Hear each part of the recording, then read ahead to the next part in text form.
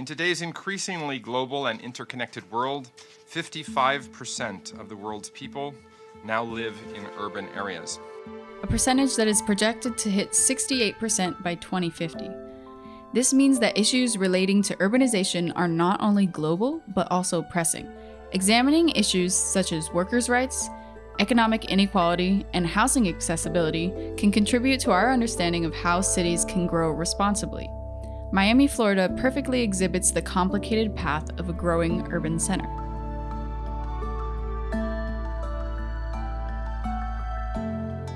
There's no doubt that Miami is growing.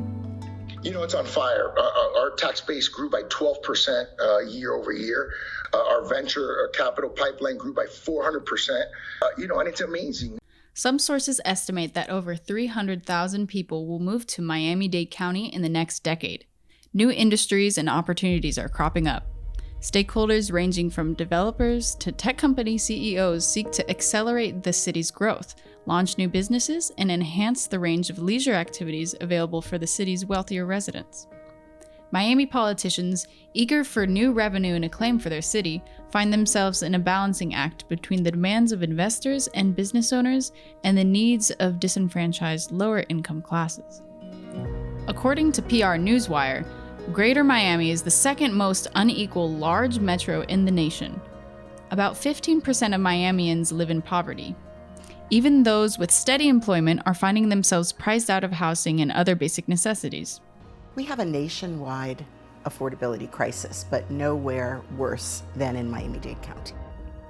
Buying a house is not an option for the majority of Miami residents. According to the site Rent Cafe, in Miami-Dade, the average rent for a one-bedroom, 800-square-foot apartment is $2,300, and the Miami Association of Realtors says the median sale price of a home is $570,000. Meanwhile, according to MIT's living wage calculator, $18 is the average hourly wage needed for a single adult to support themselves in the city.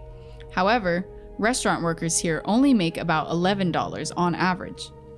One could argue that Miami's economy has the potential to benefit all parties, so long as the voices of all parties are heard. With this in mind, it's important to ask the question: who is on the front lines of Miami's service economy?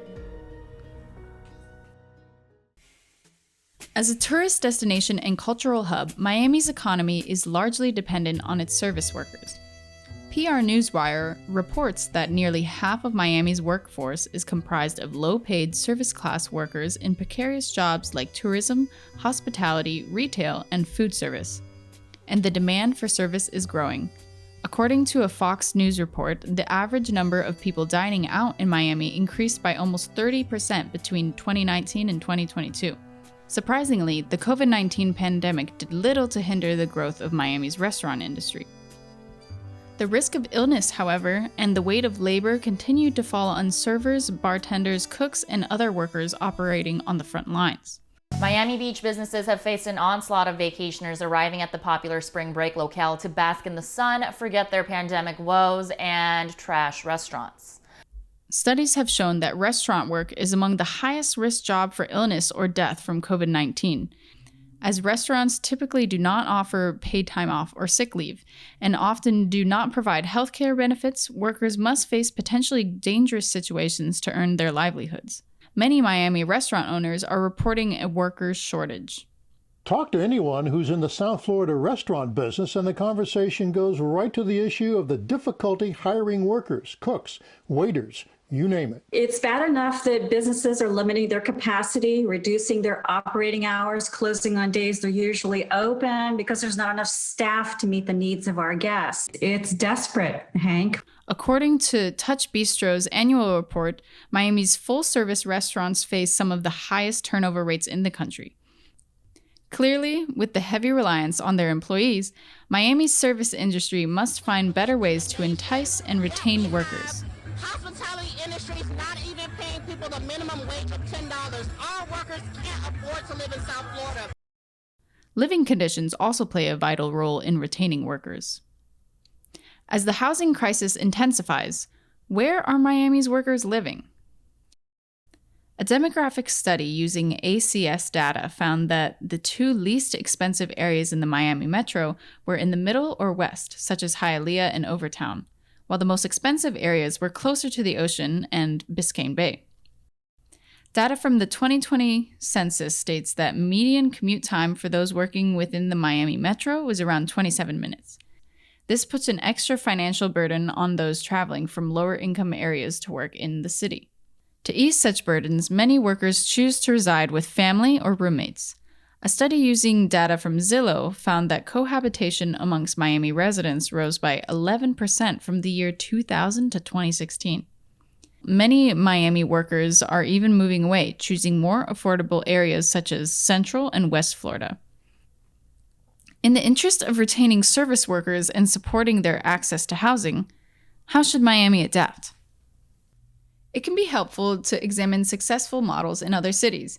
Japan has a unique system of zoning that you don't really see in the United States. That's because Japanese zoning is inclusive, and this inclusivity has a few critical effects. First, Tokyo can build a ton of housing, where cafes and small shops exist below apartments, where schools are just around the corner, and where religious sites are right next to train stations. In short, places you would actually want to live, and most importantly, where you can afford to live. The Austrian capital, Vienna, is one of the most affordable major cities in the world. It also tops the charts for quality of life. This is Aspern-Seestadt in the suburbs of Vienna, one of the largest new urban developments currently under construction in Europe. 60 to 70% of the apartments built here will be allocated to affordable housing. They're really well designed, high quality buildings, low energy buildings, just wondrous amenities, saunas, kindergartens, clinics, libraries, community spaces.